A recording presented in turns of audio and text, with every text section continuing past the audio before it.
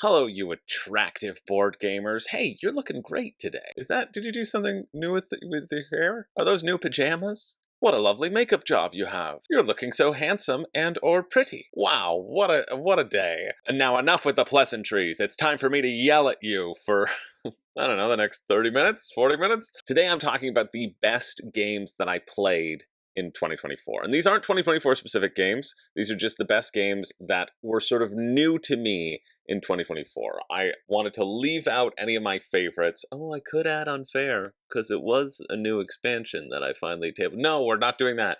I wanted to do new to me games, and realistically, I should be incorporating the games of my patrons who also just finished up their lists on Discord, but I'm not, because I already did that with Area Control last time. So this one's all about me. And then maybe I'll do that as like a recap down the line of like a nice sample size of best community games. So on my BG Stats app, it tells me that I played 322 plays of games. I played 162 games with 169 players. Wow, there were more players than new games. That's a lot of people. That's a lot of people. I'm okay with these stats. This doesn't include whenever I track stats. I don't include the online games that I play because I like having this as a record of physical time. I like knowing when I'd gotten together with people, the memories that I shared, rather than me playing Terraforming Mars at 3 in the morning in a fugue state while also watching anime. My most played game last year was Scram,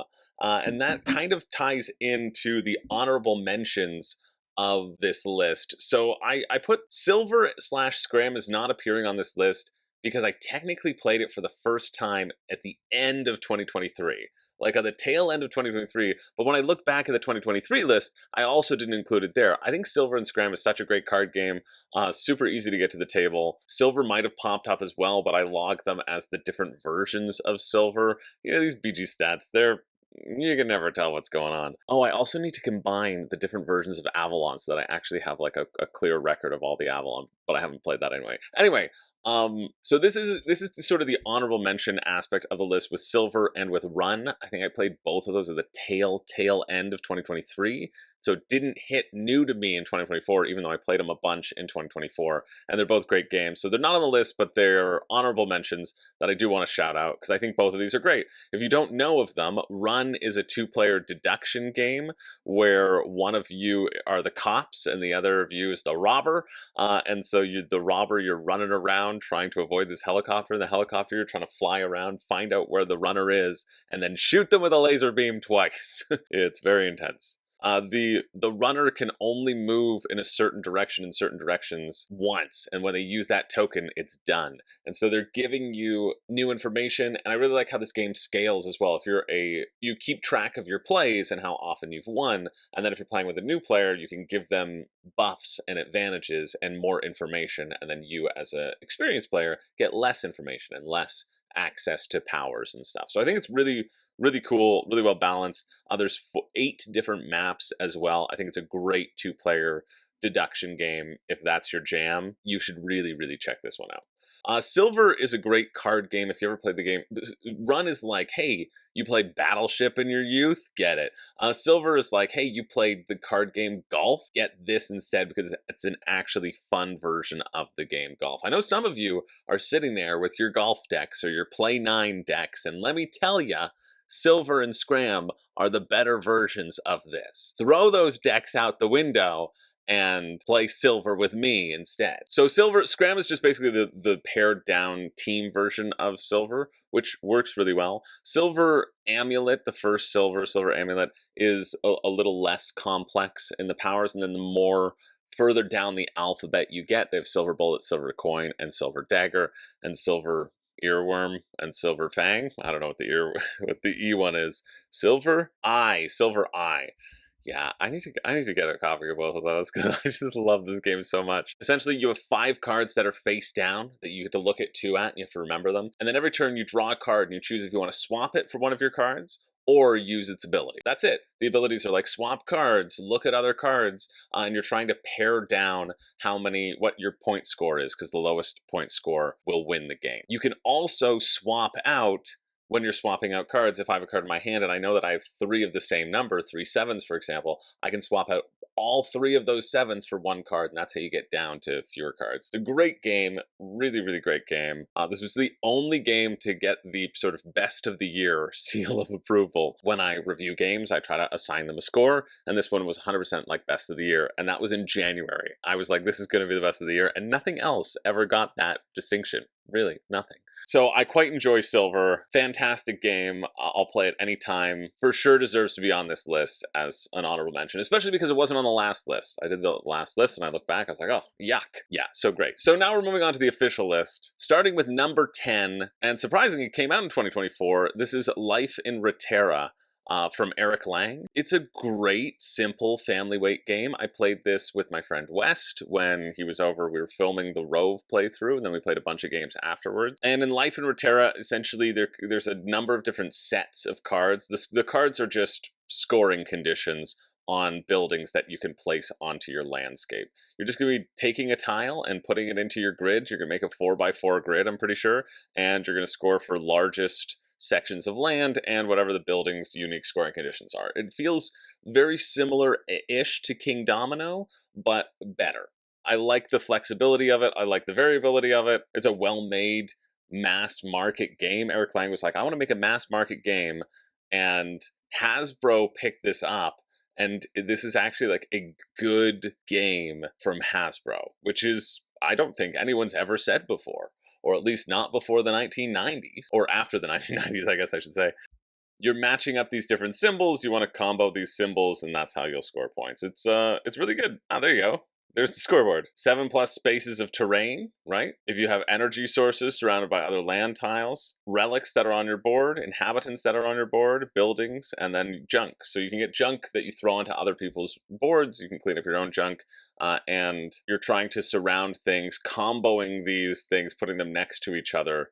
See these symbols? If you match those symbols together, that's how you can build specific sections of land. It's a cool game. Really cool game. I was quite surprised with it. I don't know why it's sitting at a 6.8. Christmas gift. Yeah, good Christmas gift. A game for those who aren't into big strategy games. Yeah, interesting. Someone's called this King Domino with more stuff. If you find it a good sale and you have shelf space, it's not bad. But if you've limited space and you purchase this at full price, I don't think you'd be happy with it. Well, yeah, if you have limited space and you don't like lighter games, no, of course not. And if you have limited space, you probably don't like lighter games, because if you have a library of 200 titles, you're not someone who just prefers lighter games. You're someone who prefers a little bit heavier games, I would assume. Wait for it to go on sale at Target. If you get a good price, it's worth a couple of plays. I don't think so. I think it's nice. Half a step up complexity vibe from King Domino. Yeah, I think it's like a nicer iteration of King Domino. The benefit of King Domino is the price, but I really, really enjoyed my play of it. And that was back in May. So still holds water, still remember it. Number 9 is also a 2024 game, and this is Dune War for Arrakis. This is really interesting to me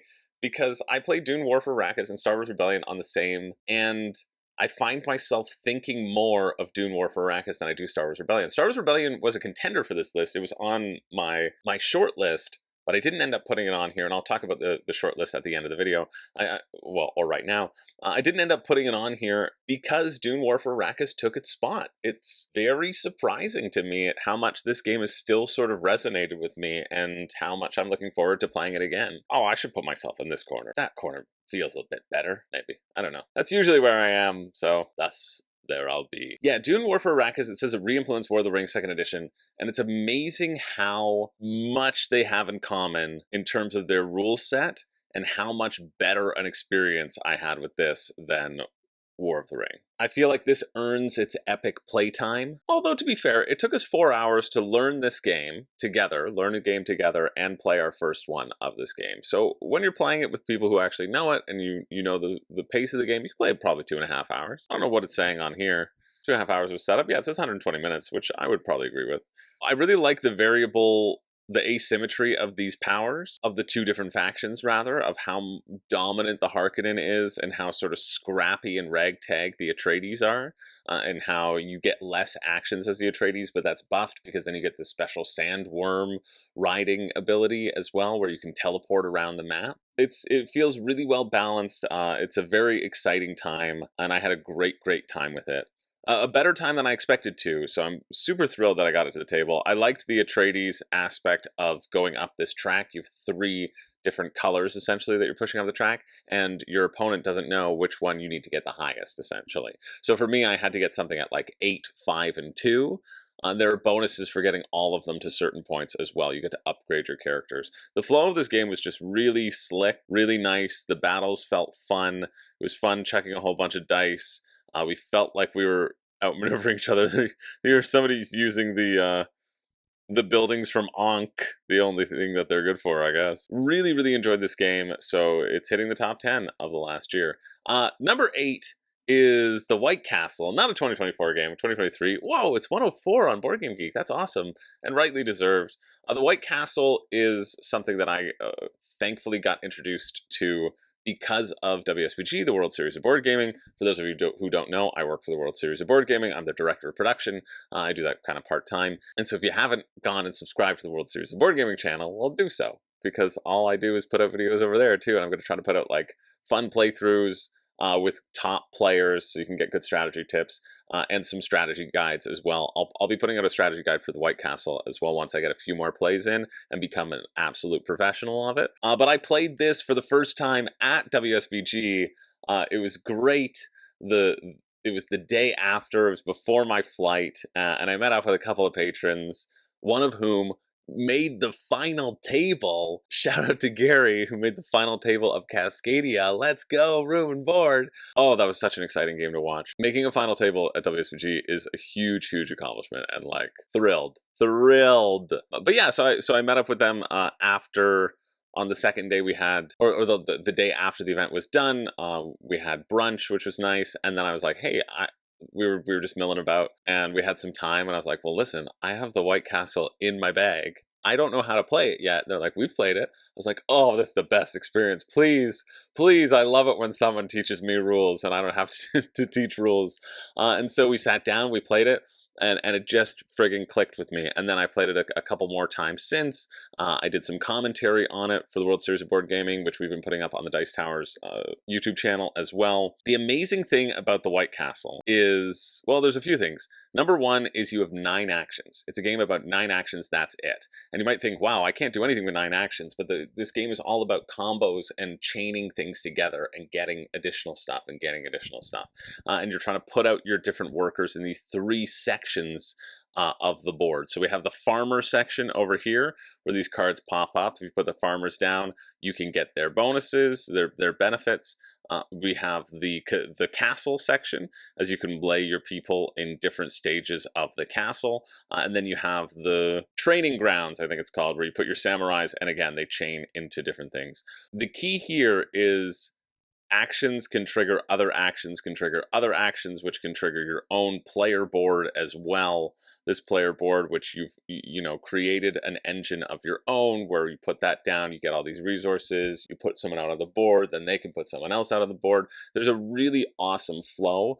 I've talked a lot about the Red Cathedral on this channel. I really like the Red Cathedral. I think it's an awesome game, a supremely well-designed game of an efficiency puzzle. And I think this is also an efficiency puzzle, but in a different way, because you get those cascading turns, and it always feels good when you pop off a plan. You're like, boom, and boom, and boom, and those things trigger. And so I think like the dopamine hits you get from the White Castle is really, really good. Again, Devere in a small box. It's crammed full with stuff. A great price as well. Like highly, highly recommend getting a copy, training with that copy, and then attending the World Series of Board Gaming and winning the first ever White Castle ring, because the first time it's in the tournament.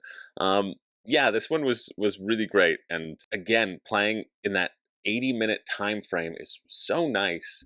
I love chaining these things together. I love like having this combo go off, and I might like this more than Red Cathedral, which when I like Red Cathedral a lot, that's saying something. I haven't tried the expansion. I know there's a matcha expansion, and I think it adds in like an extra turn because people wanted more combos, wanted their engine going off a little bit more, which I can also understand and could be a fun aspect as well. But yeah, White Castle, so good. Highly recommend checking it out. No, when am I pulling out a 60-minute Euro? Doesn't fit with my gaming lifestyle, and 9 actions may be too efficient. Excited for the expansion. If I hear a positive thing, I may reacquire.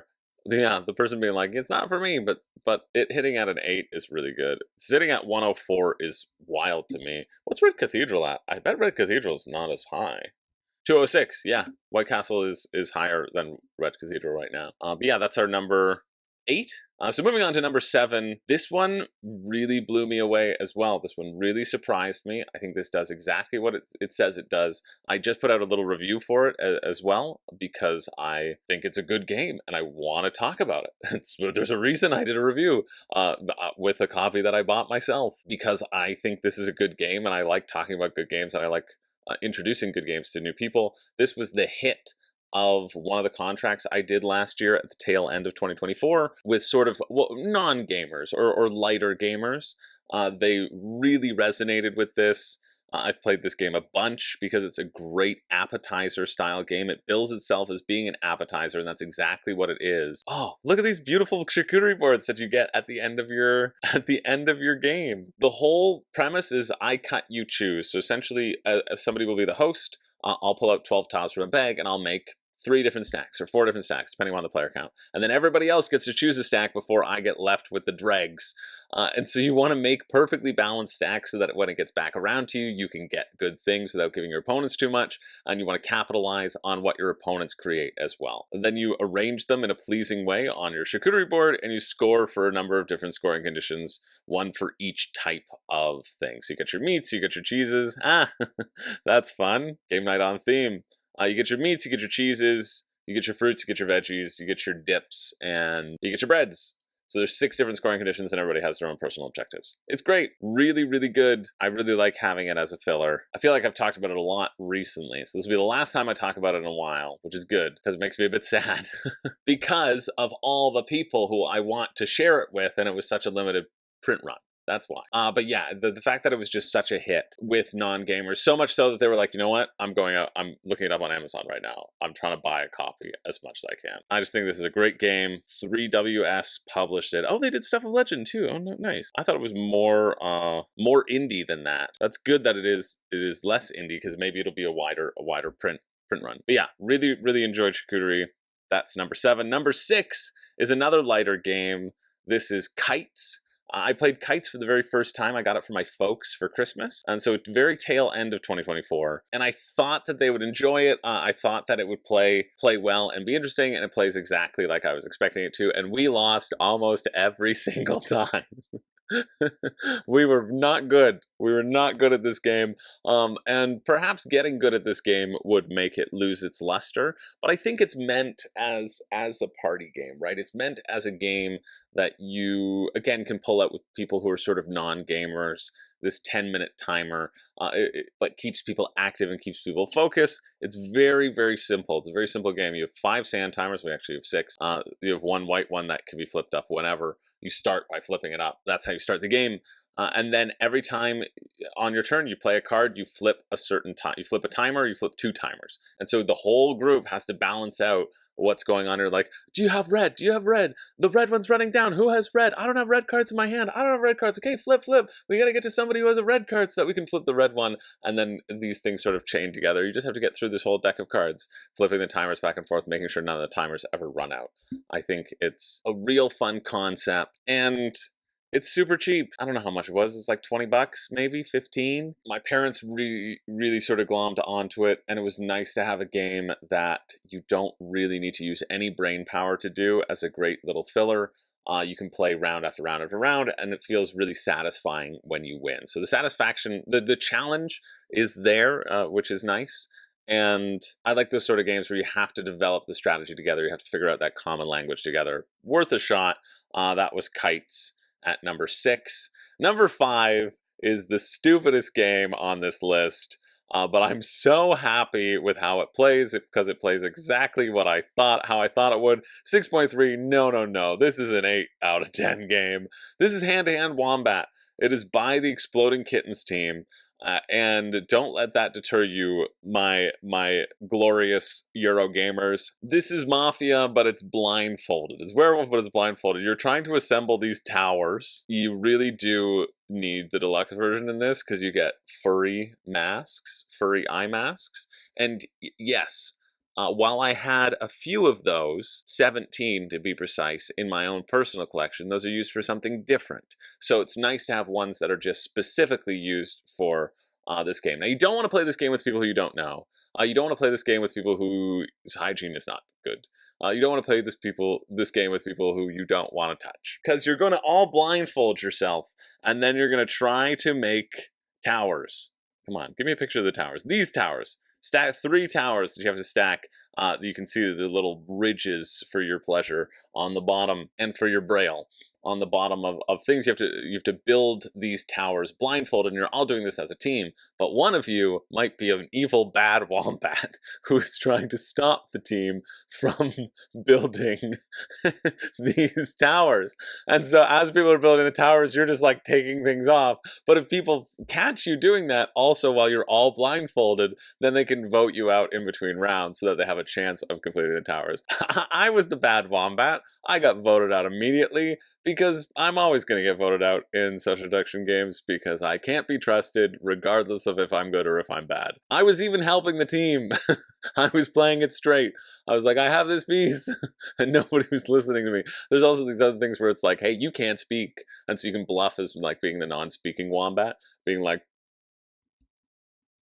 it's so funny. It's just so funny. I'm so happy that my neighbor and not my friend Yuval has a copy of this. It is one that I would not want to play at a convention. I don't want to play with people who have gross hands. I'm a bit of a germaphobe, and not on the convention floor do I want to be wearing a blindfold and be touched by strangers. That's for when the convention's over in my hotel room. But yeah, this was a great game. So stupid. So stupid. Oh, I love it. And you keep it in the box too, so you're all playing in the same sandbox, so you can't just like take one thing and move it. They thought of everything here with Hand-to-Hand Wombat. Oh, and it was so stupid. It just brought me so much joy. Love it. This is the best part about the BG Stats app, honestly, because if I don't log my plays, I'll forget about them. And I might have forgotten that I played Hand-to-Hand Wombat, but as I was scrolling through the year and looking over what the games that I played, I was like, oh man, and it just brought back a flood of enjoyment. 6.3 is way too low. I know that this is going to come up in a crowdfunding retrospective at one point, and I don't care. I'm giving myself 2 points for it when it does. I don't care that it's 6.3, okay? It's amazing, and you're all wrong. Yeah, it's great. We're into really exceptional territory now, because number 4 is Hansa Teutonica. This is the big box, but Hansa Teutonica came out in 2009. It's my first time ever playing it, and man, oh man, is this game good. There's so many different maps. Oh, so many different maps in the big box. Oh my goodness. Oh man, oh man. We just played the base game. I don't know what that was about. We just played the base game, and I think I just talked about this recently as well. Oh yeah, in my area control list, I put this on area control list, and this was new to me last year, and it's so good. The things that I love about it are you have the opportunity to upgrade your own personal player board, and so prioritizing what you upgrade is cool. Giving yourself more actions feels great, but is also not a necessity. In addition, the other thing that I love is that on the map you're claiming these routes, and so you have to choose if you take it off for like a bonus or if you take it off to claim a spot on the route, where anytime somebody claims a route in that section, you get a point. And so that balance, I find, is really neat and quite interesting. This one just blew me away. Yeah, it really did. You can see the battling that's happening here. On your turn, you basically put 2 cubes down. That's it. Or you refresh a certain number of your cubes. And so many routes require more than 2 cubes to claim. And so people will block you and then force you to use a bigger, like 2 more cubes to push them out for them to get a more efficient space. Yeah, it's a brilliant game. You'll want to play with more people than less. Super impressed by this design still 15 years later, and so I was so happy to have gotten to play that. I played that at Geekway to the West, which was pretty fun. And another game that I played at Geekway to the West also made the top list. It's next up, that I didn't record, that I forgot to record the play in my stats. Sometimes you forget to record plays, right? Sometimes. I mean, I don't record everything. I don't record every game of Werewolf One Night Ultimate Werewolf, you know? I just say, I played it and everybody won, or everybody lost, or don't count the statistics for like the win-lose percentage. I need to get more diligent about not counting statistics for win-lose percentage, because I think I'm lowering my win percentage, and I want to be more impressive than I am. But number 3 is Darwin's Journey, sitting at 3 spaces ahead of White Castle, 5 5 on my list, 3 on Board Game Geek. We have Darwin's Journey 101. This will crack the top 100. Man, oh man, this game is great. This game is really great, and I know that there is a reprint happening. There's a new expansion that's coming out for it, which I got really excited about, and I was like, yeah, I gotta back it on Kickstarter. And then I realized on Kickstarter they're selling the collector's edition for like $110, then plus conversion, and then plus shipping, whereas I can just wait and get the normal retail edition in my store for like $70. So, maybe I'll do the 70. But Darwin's Journey has to do with a lot of things. You are exploring the world, developing theories of evolution about certain classes of species. And you put these species up here and you get coins for every species that hasn't been developed, or you get points for every species that has been developed. So there's a nice balance there.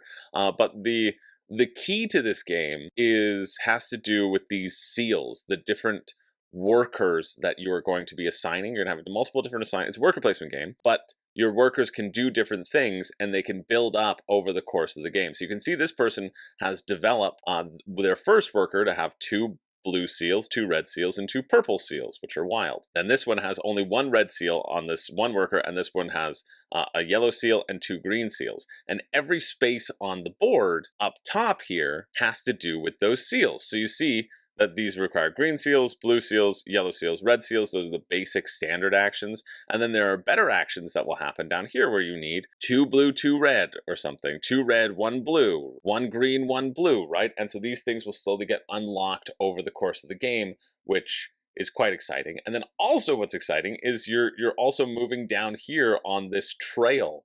You're dropping your little people off, and they're exploring the island, or you're then moving your boat all along this little boat track to drop people off on different islands to explore different things. Every space they land on will give you good stuff.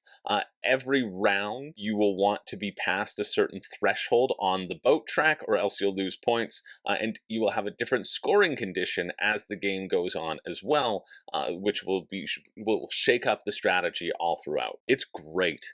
It's so well done. It's a bit overwhelming on that first play, but once you realize, okay, this is a worker placement game where you can customize your workers, that helps make this whole board be a lot more readable. And you're like, okay, great, here's where I get the stuff to customize my workers. Here's where I move my people. Here's where I move my ships. Here's where I get money, right?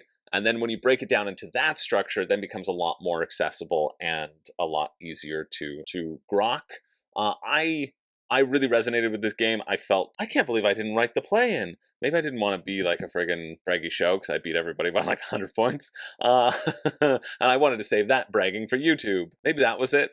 Or maybe I was just tired. I don't know. I wish I'd written down my score though, because it was a good score for a first game. Yeah, these are the scoring conditions. For every blue, you get 4 points, right? For every green, you get 4 points. And that'll customize the game, and that'll change the game up for every game. It's so good. It's really, really great. And we are now in territory where, like, I need a copy. I think it's currently sold out at my store, but, like, when it isn't sold out and I see it, I'll probably buy a copy of this, for sure. I would want this in my collection. My shelves are too full.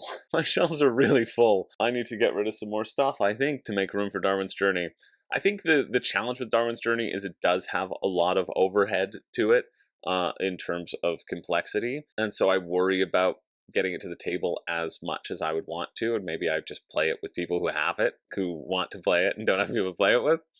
But yeah, I think it's just really, really good. And I love, again, very similar to what we're talking about in terms of chaining combos. The White Castle, very similar to the White Castle, there's a lot of chaining that can happen. I move my boat, which moves my person, which triggers this, which gets me a stamp, which gets me a seal, which lets me put another person down, right? Like, there's a lot of combos that can happen here, which makes it for a very fun experience. On to number 2. Number 2 is Wonderland's War. This is another game where I'm like, yeah, I should get a copy. This is Battling Quacks of Quedlinburg. That's what it is. You're going to play as one of the characters in Alice in Wonderland. I was trying. I reached out to Druid City Games. I was like, listen, I did a production of Alice in Wonderland over in the summer. I was the Mad Hatter. And I was like, listen, get me a copy of this game. I want to film a playthrough for you where we're all dressed up in costume. We have the opportunity. You have the opportunity for a fully produced playthrough with 5 actors in costume of all these characters, but they just were too busy. They didn't have the bandwidth to send it out, and we just couldn't make it happen, which was such a bummer, but what can you do? But this is a game that I played at last year's Level Up, the Level Up Gaming Retreat, which I'm going to again this year. Which should be happening very soon. It's like the 31st of January to February 2nd. It's the Friday, Saturday, Sunday.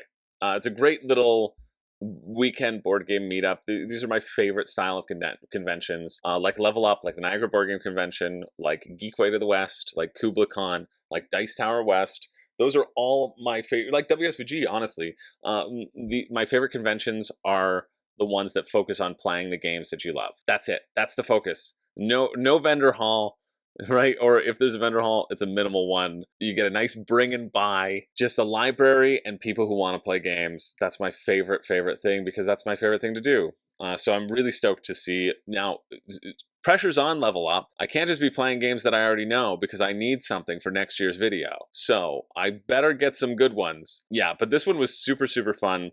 There's 2 phases of the game. Let's see if we can zoom in here a little bit. 2 phases of the game on this big old board. Number 1 is the tea party phase, where you go around the tea party and basically draft these cards, and the cards will determine the composition of your bag. It's a bag building game where you have a bunch of chips in your bag and you're pulling them out to do battle. The second part are the battles. You can see these people who are placed all around the board. There are 5 locations.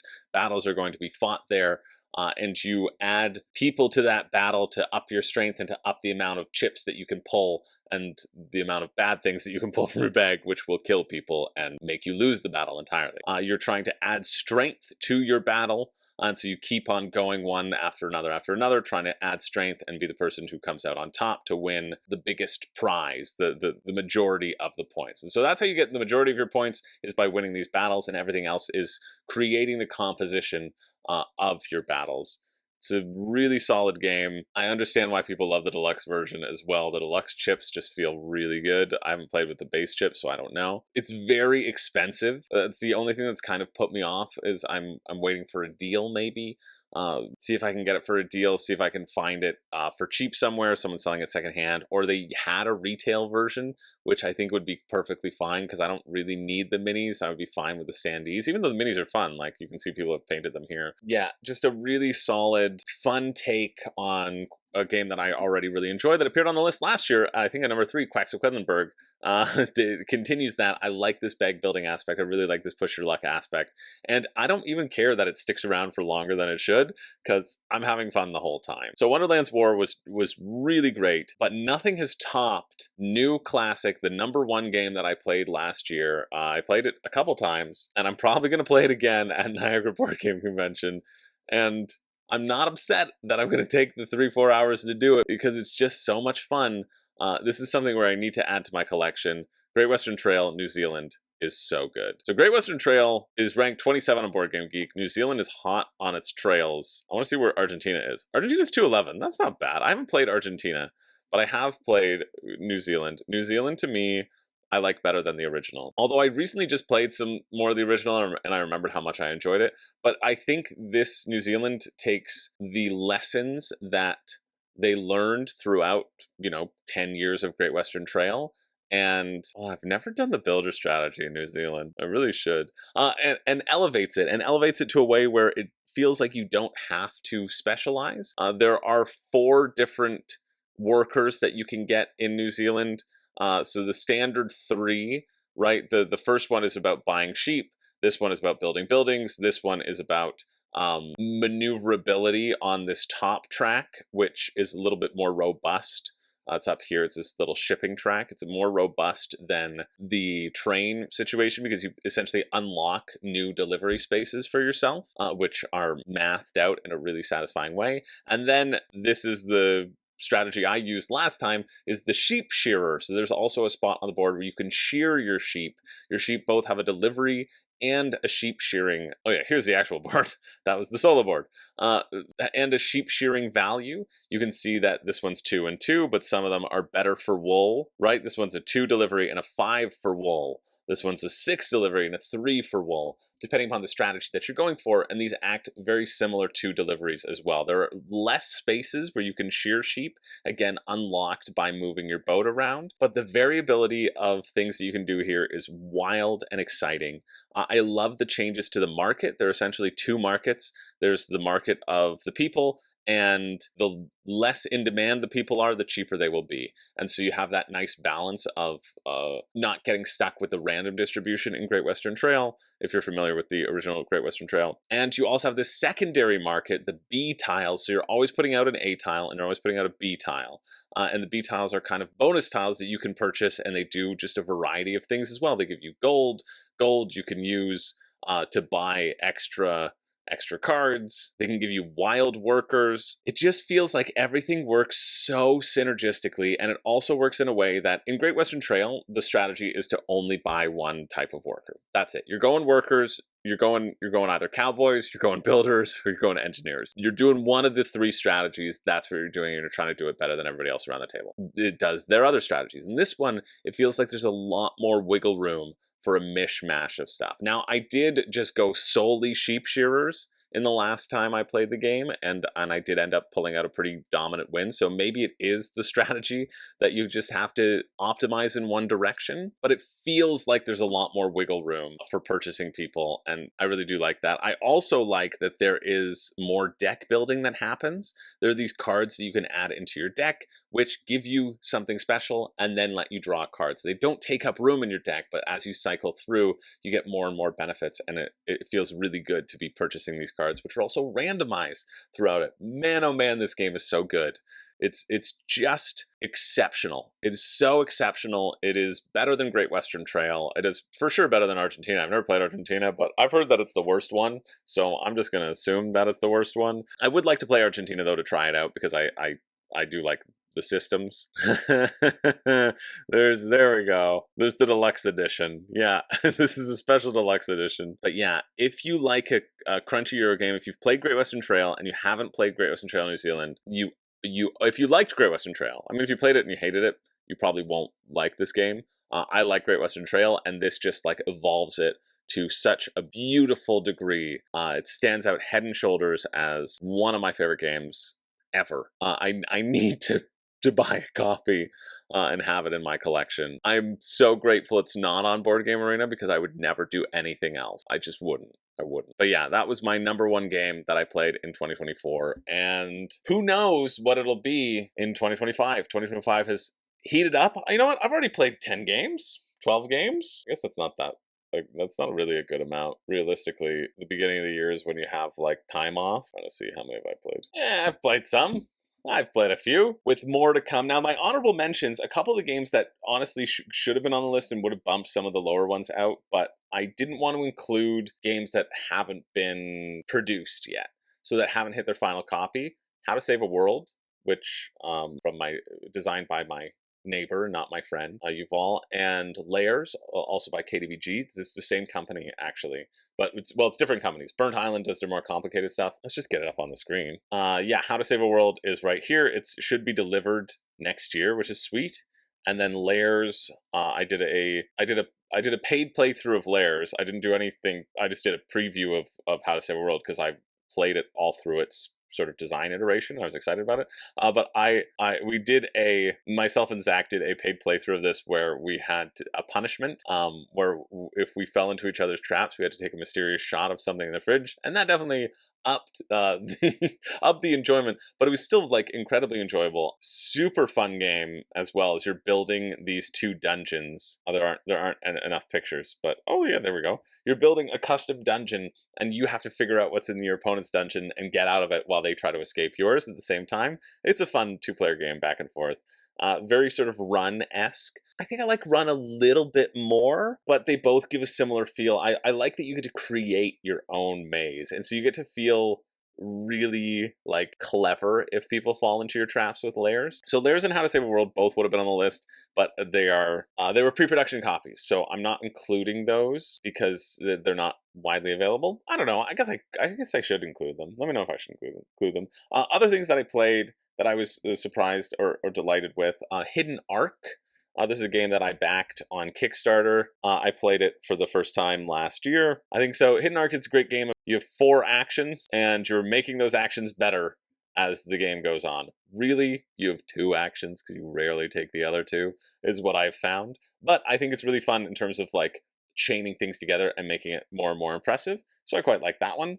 Another one that I was surprised about, I played this for the first time with a friend of mine, is Call to Adventure, which is just so simple. You're getting cards that are out, which will create a backstory for your RPG character. That's kind of the premise of the game. But I liked it. I liked that it was very simple. You have these runes that you're collecting and these additional attributes that you're collecting, and then you roll runes. You roll them like dice to see if you succeed or fail, or you can add these to your ensemble. Yeah, I thought it was a nice, cute little game of being either a good boy or a naughty bad boy. It was fun to go and explore and get these little backstories and have a small little objective to complete. Definitely light, inoffensive, so I enjoyed playing that one too. Star Wars Rebellion, which I already mentioned. I really enjoyed playing that last year.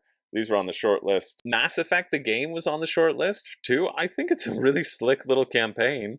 It got review bombed. And anytime I bring it up on the channel, I'll probably lose subscribers.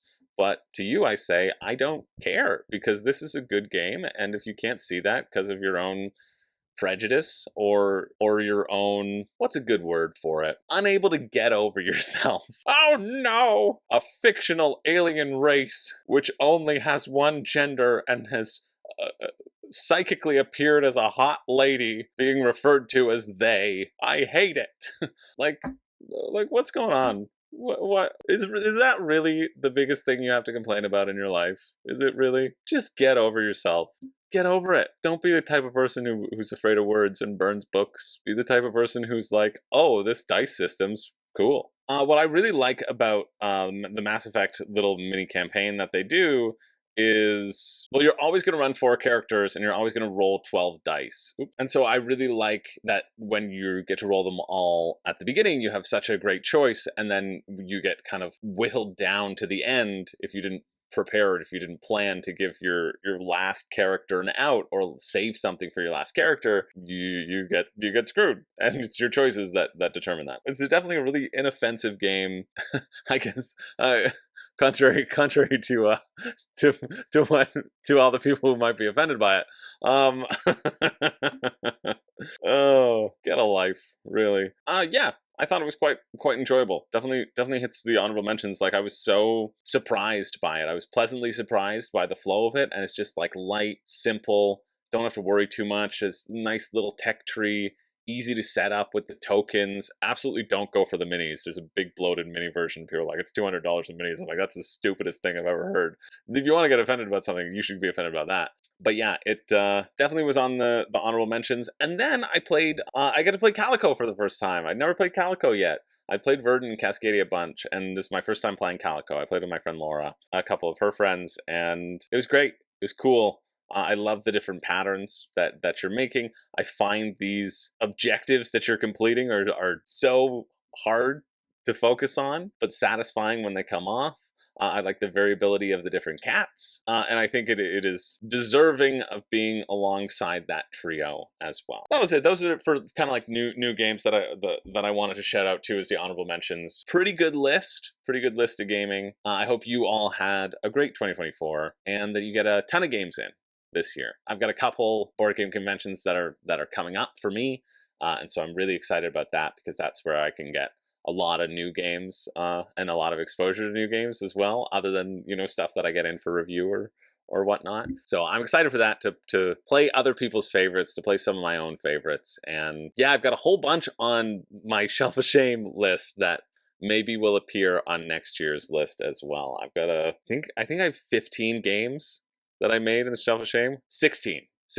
Arguably 18, but it's just like versions of games that I'd already played, but I haven't played that specific version. So 16 games, a wide variety. I'm going to try to take some of those off the list if I can. And some have campaigns dropping fairly soon, so they're going to be taken out first, so that I can tell you what the game's like and you can decide if it's going to be a good one for you. So yeah, Thanks for watching. Thanks for being here. My name's Chris George. I don't have a catchphrase. I don't even notice that I don't have catchphrase. I don't have a clap flaves. I don't have a clap trabes. And contrary to popular belief, I don't have the clap. Regardless of what the rumors say, I wish you nothing but great gaming for this year. Ultimate happiness. And hey, have I mentioned how great you're looking today? Have I mentioned that new project, that new hobby that you started? That's really cool. I love how passionate you are about it. And I think that you should keep on doing it. Just wanted you to know.